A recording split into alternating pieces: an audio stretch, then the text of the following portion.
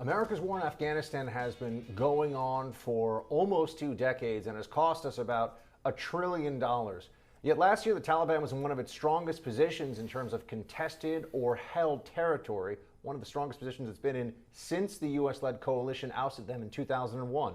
No administration from either party has come up with the answer yet. How do we stabilize Afghanistan, bring our troops home, and end America's longest war? Our next guest has a plan. Erik Prince is a former Navy SEAL and founder of the private security firm Blackwater.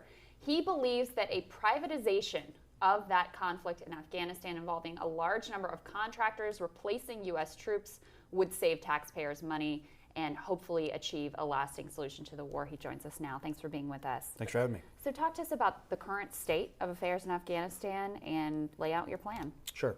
And it's not accurate to call it a privatization. It's really a rationalization. You have 15,000 U.S. troops. You have 30,000 contractors there already. This plan brings both of those numbers way down. 2,000 active duty, 6,000 contractors, that's it. Any American that arrives there still today that's assigned to the U.S. Embassy or to the U.S. mission there, they are issued a body armor vest. They're taken to an armored vehicle inside the airport compound. They have to fly in a helicopter to go 2.5 miles from the airport to the U.S. Embassy.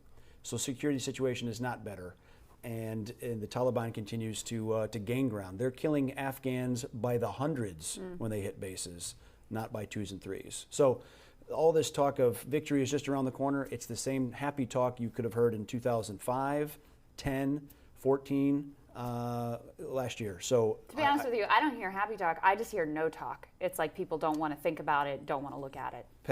Correct. And the sad thing is, all I'm trying to do is say, look, what worked after 9/11, right? When the Pentagon advocated a conventional invasion through Pakistan, and the CIA said small, light. What worked? A few special forces officers, a few CIA officers backed by air power working with Afghans. They smashed the Taliban in a matter of weeks. When we went to a conventional nation building exercise, basically replicating the Soviet battle plan, we've gone backwards ever since. Now, as you said, the rationalization, but the greater usage of private contractors in Afghanistan. I mean, you've presented this plan all the way up to the top level of the U.S. government. This is being discussed. It's been discussed for over a year now. I know you've written about this in the Wall Street Journal and elsewhere. How would this be implemented if, in fact, the plan that you have put forward to end this interminable war, how would it actually happen? Well, there's lots of places to implement it, even to do a trial, because the Afghan government really only controls about 30% of the terrain. The other 70% is controlled by the enemy. So you do a trial run, and really we address the fundamental issues. The way we've been deploying U.S. forces for the last 17 years is they send guys for 8 months, okay, and they get to know a unit, they deploy, they get to know an area, then they're productive for a few months, and then the last couple of months they pack up and get ready to leave, and they lift, and they send them home, and they send a new unit to start over again. And we've done that rotation 30 times now by using contractors in an attached mentoring role, because we can pay a guy to stay there for multiple years. They go in for 90 days, they go home for 30, they go back in for 90 days to the same unit in the same valley, working with the same people with a continuity that we've never had for the last 17 years. With air power, okay, again, supplemental air power with an Afghan in the cockpit and a contractor in the cockpit with cheap, practical aircraft providing that support, just like worked after 9/11, and some governance support to control the pay, the supply, the ammunition supply, and to reduce that corruption. The taxpayers are spending $5 billion for the Afghan security forces right now, and another $57 billion a year just to support the 15,000 conventional forces that are there. Well, yeah, what would be the cost differential if it were to go with the private force? It'll take the burn from $62 billion down to less than 10 to pay for the U.S. forces, the Afghan security forces, and a rationalized contract. Would there be any loss in combat or mentoring capability? I would say a significant increase in combat capability, because you're going to have attached mentors, as has worked throughout history, with each Afghan unit on the front line, so that whenever an Afghan unit leaves the wire, there are mentors, contractors, professional soldiers with them, leading, training, and supporting them. Do you stand to profit from this plan? I'm not a U.S. government contractor now.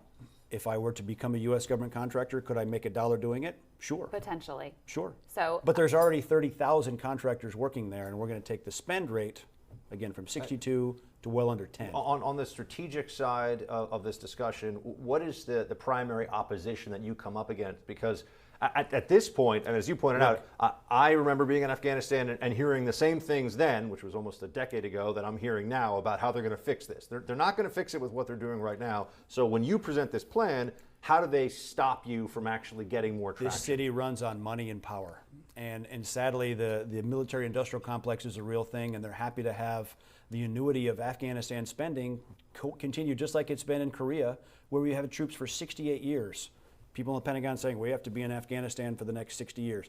I disagree with that.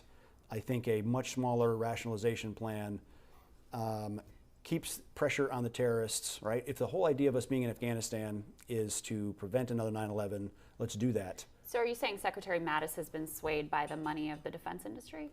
Look, the Pentagon does what it does, and it does a very conventional approach very well. But you also talk about budgetary shortfalls in the Pentagon not being ready for full-on state-on-state conflict. Fine. Save money by not wasting it in Afghanistan. Go small, the way what worked right after 9/11, and let the Congress reprogram that money to buy the big system state-on-state deterrence that they need. Have you spoken with the president directly about this plan? What was his response? Not yet. Not yet. Not yet. But I do know, look, this started over a year ago when I wrote an op-ed for the Wall Street Journal. I'm told the president read it, and he circled it, and he told his national security advisor, I like this plan, not yours. Because this is after Secretary McMaster, then the national security advisor, had asked for 70,000 U.S. troops to go back to Afghanistan. Which is what Obama did when he came into office, basically. A massive surge of troops on a temporary basis, which led to some nasty fighting in Helmand and Kandahar, and then... And a repeat of a Soviet battle plan. That's all that was. So I want to ask you about another issue. You were involved in this meeting in the Seychelles prior to the president's inauguration. It's gotten a lot of attention from the media, a lot of attention from much ado about Mueller, nothing. special counsel. Well, tell us, so who was there? Why were you there? What was the length of the meeting? Walk us through everything that happened. People can read my congressional testimony. I was there for a couple hours. I was there to meet with some Emiratis, and like I said, they said I should meet this Russian guy. And it lasted about as long as a beer, which doesn't take me very long to drink. George Nader, who set up, sort of organized these meetings and was a Lebanese-American businessman who you've worked with before? Is he the one that set them up? I believe he was there for part of the time as well, sure. And so he's now cooperating with the Mueller investigation. Do you expect what he's telling the Mueller team to match up with what you've said publicly and in congressional testimony? I don't know. There wasn't much overlap there, and like I said, I've talked to the Mueller people, and I haven't heard from them for months. One more thing for you, Erik. If they won't go with your plan, let's say the president, for whatever reason, decides that it's just too hard to sell. You know, there are people who feel like privatization, that's going to be rationalization. I know you should. The people who oppose it are going to come up with different ways of describing it. Do you think, though, that absent an adoption of your plan, which would, by the way, would also include a viceroy, is that still a no? Look, it's a spicy term. What the president should do is name a presidential special envoy a bankruptcy trustee, right? I put it in those terms because the president is a business guy and understands that a business that's failing, that needs to be corrected, you put one person in charge, and you have the multi-headed monster of D.C. politics with the Pentagon. So it's like the four-star general becomes the ambassador, becomes the USAID director all in one? But you need one person that the president can hold accountable. Who do you think that should be? Not me. But if they don't adopt your plan, are you at a point now where, look, you serve, you were a SEAL, are you at a point now where you would say, we got to just bring our guys home? You know, the danger of that is then Afghanistan becomes a Iraq Part 2 with another ISIS. There's 22 different terror organizations that are resident there, and they have significant earning potential. The Taliban and ISIS make between $600 to $800 million a year off of illegal drug trafficking and off of illegal mining. And so, you know, the 9/11 attacks only cost $500,000. So for the ability for bad guys to launch significant attacks from there with money earned from there, we can't forget. Without the U.S. presence and the NATO mission there, I'm assuming it's now a mismatch between the Taliban, their ISI helpers and handlers across the border of Pakistan. If you pulled back U.S. support, you would have another helicopter off the U.S. embassy roof moment, just like Saigon in 1975.